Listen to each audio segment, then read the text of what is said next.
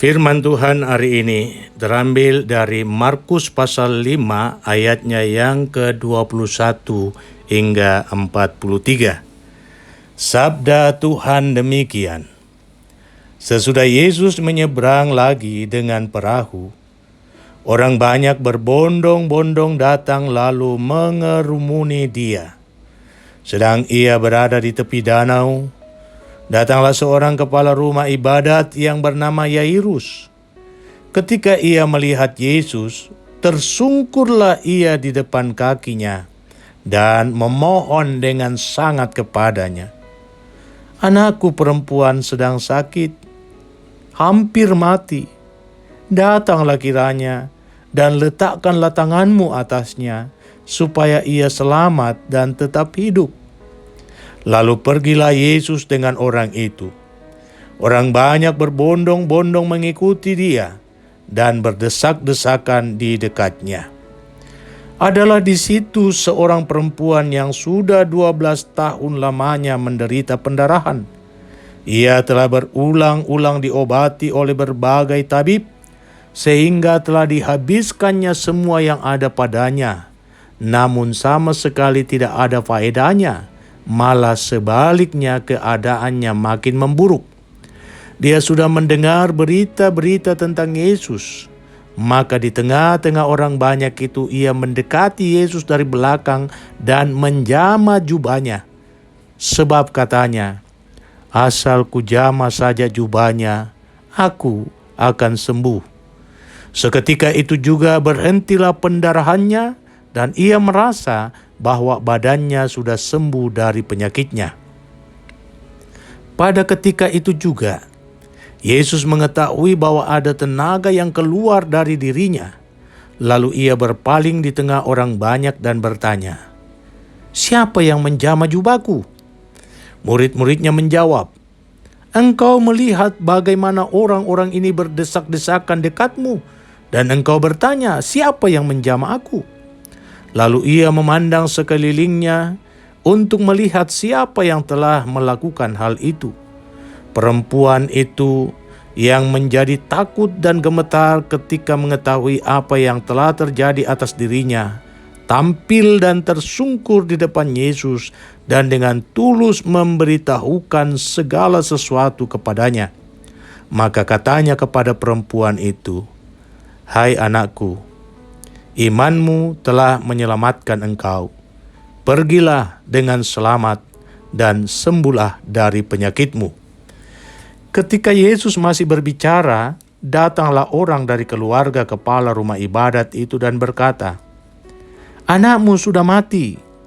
Apa perlunya lagi engkau menyusah-nyusahkan guru?" Tetapi Yesus tidak menghiraukan perkataan mereka dan berkata kepada kepala rumah ibadat, "Jangan takut, percaya saja." Lalu Yesus tidak memperbolehkan seorang pun ikut serta, kecuali Petrus, Yakobus, dan Yohanes saudara Yakobus. Mereka tiba di rumah kepala rumah ibadat, dan di sana dilihatnya orang-orang ribut, menangis dan meratap dengan suara nyaring. Sesudah ia masuk, dia berkata kepada orang-orang itu, "Mengapa kamu ribut dan menangis? Anak ini tidak mati tetapi tidur." Tetapi mereka menertawakan dia. Maka diusirnya semua orang itu, lalu dibawanya ayah dan ibu anak itu dan mereka yang bersama-sama dengan dia masuk ke kamar anak itu. Lalu dipegangnya tangan anak itu, katanya, "Talita kum," yang artinya, "Hai anak, aku berkata kepadamu, bangunlah."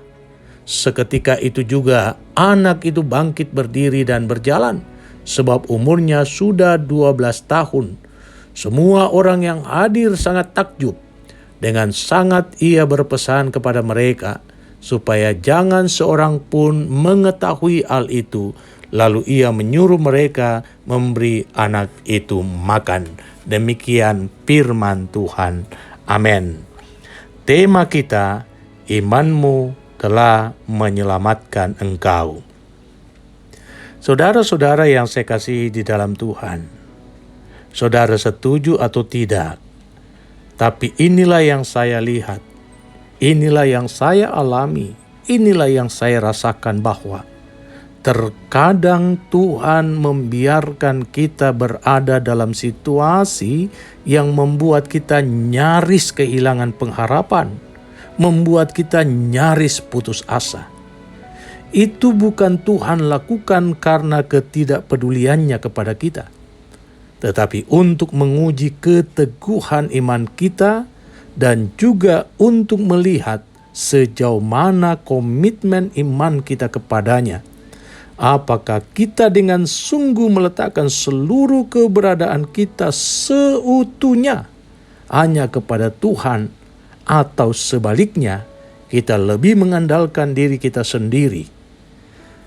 Kepada anak-anak Israel generasi kedua yang akan memasuki tanah perjanjian, Musa mengatakan hal ini dalam Ulangan pasal 8 ayat 2-5.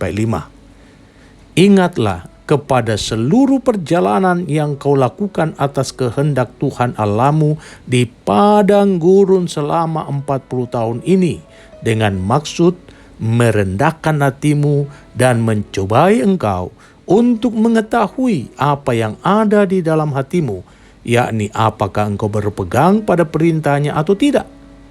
Jadi ia merendahkan hatimu, membiarkan engkau lapar dan memberi engkau makan mana yang tidak kau kenal dan yang juga tidak dikenal oleh nenek moyangmu, untuk membuat engkau mengerti bahwa manusia hidup bukan dari roti saja, tetapi manusia hidup dari segala yang diucapkan Tuhan.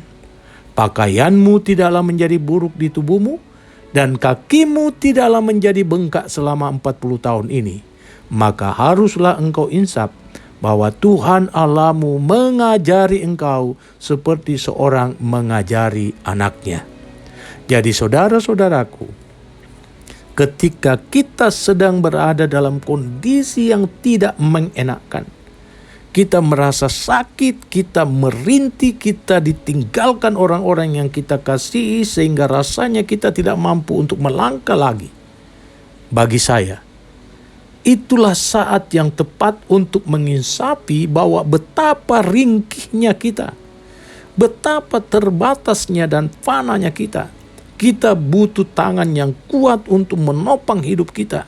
Kita butuh kuasa yang dahsyat untuk membebaskan kita dari tekanan hidup yang berat.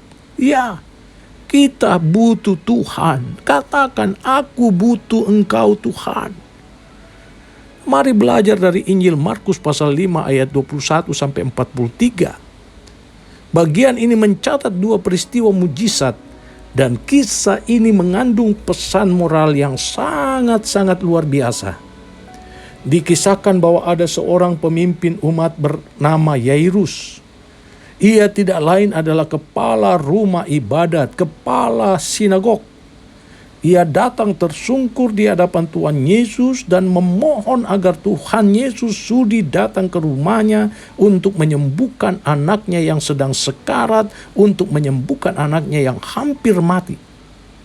Permohonannya sangat jelas. Ia butuh Tuhan Yesus untuk bersegera datang, sebab lambat sedikit saja anaknya pasti mati. Sebagai seorang pemimpin rumah ibadat, Yairus sebenarnya mempermalukan dirinya sendiri ketika ia tersungkur memohon kepada Tuhan Yesus agar menyembuhkan putri satu-satunya. Tetapi bagi Yairus, hidup adalah di atas segalanya. Hidup itu jauh lebih penting daripada jabatan. Hidup itu jauh lebih mulia daripada martabat dan nama baik. Dan sekarang ia datang pada sumber hidup itu dan merendahkan dirinya agar sang sumber hidup, yakni Tuhan Yesus, datang ke rumahnya untuk menumpangkan tangannya di atas kepala anaknya yang sedang sakit itu. Itu yang ia butuhkan, lebih dari segalanya. Dan nampaknya hal tersebut membuat Tuhan Yesus tergerak untuk memenuhi permintaannya. Saudaraku, ketiga penulis Injil menyajikan pengabulan permintaan Yairus secara dramatis. Saat kondisi sangat kritis seperti yang saya sebutkan tadi, bahwa lewat sedikit saja waktu yang ada, maka anak Yairus pasti mati. Dan faktanya memang benar, anak itu mati. Hal ini terjadi karena ada juga kebutuhan yang sama dari seorang perempuan yang sudah 12 tahun mengalami pendarahan. Segala usaha yang ia lakukan sudah maksimal, bahkan harta bendanya sudah habis hanya untuk mendapatkan kesembuhan. Sekarang Tuhan Yesus ada di kotanya, dan karena itu ia didorong oleh imannya untuk mendekati Tuhan Yesus. Ia berusaha untuk menjamah jubah Tuhan Yesus. Tetapi apalah daya, seorang wanita yang sedang mengalami penyakit yang berat, penyakit yang tidak hanya memberi rasa sakit pada sekujur tubuhnya, tetapi sakit yang dialaminya telah menajiskan seluruh keberadaan hidupnya, sehingga ia tidak layak untuk bersentuhan dengan orang lain. Hanya karena iman. Sekali lagi, hanya karena iman. Ia sembuh dengan menyentuh jubah Tuhan Yesus. Nah, peristiwa ini oleh Yairus, dan bisa saja oleh setiap kita yang ada pada saat ini, akan menjadi alasan bagi kita untuk menjustifikasi perempuan ini sebagai biang kerok kematian anak Yairus, bukan? Tetapi inilah hal yang selalu saya katakan, tidak ada sesuatu yang kebetulan dalam hidup ini. Selalu saja ada hal-hal indah di balik kepahitan hidup yang kita alami saat kita berjalan dengan iman. Selalu saja ada hal-hal yang indah yang hendak Tuhan nyatakan di balik setiap kepahitan-kepahitan, bahkan rencana-rencana kita yang mengalami kegagalan. Tidak ada yang kebetulan. Sebab melalui kisah ini juga, Yairus hendak diteguhkan imannya bahwa bagi Tuhan tidak ada yang mustahil. Nah, saudara-saudara, kedua kisah ini hendak menunjukkan juga kepada kita bahwa iman orang-orang yang pantang menyerah diperhitungkan oleh Tuhan. Karena itu saya mengajak kita semua memperhatikan tokoh-tokoh iman yang dicatat di dalam kitab Ibrani pasal 11. Semua nama yang dicatat di sana adalah pribadi-pribadi yang tidak pernah menyerah di tengah situasi yang mustahil untuk dapat meraih kemenangan. Salah satu contoh, yakni Abraham, yang diuraikan oleh Rasul Paulus dalam Roma pasal 4 ayat 18-20. Di sana dia mencatat, sebab sekalipun tidak ada dasar untuk berharap, namun Abraham berharap juga dan percaya. Imannya tidak menjadi lemah, walau ia mengetahui bahwa tubuhnya sudah sangat lemah, karena usianya telah kira-kira 100 tahun dan bahwa rahim Sarah telah tertutup. Tetapi terhadap janji Allah ia tidak bimbang, malah ia diperkuat dalam imannya. Nah, kedua tokoh dalam perikop bacaan kita pun menunjukkan sikap iman yang sama, pantang menyerah walau tak ada jalan untuk mewujudkan harapan. Keduanya tetap percaya bahwa Tuhan pasti mewujudkan harapan mereka. Karena itu saudara-saudara, percaya dan tunduk pada kehendak Tuhan, itulah sikap iman yang akan menjadi kekuatan bagi setiap kita untuk mengalami penyelamatan yang sempurna dari Tuhan. Karena itu apapun masalahmu, seberat apapun persoalanmu, jangan kendorkan semangat imanmu, sebab imanmu lah yang akan menyelamatkan engkau. Tuhan Yesus memberkati.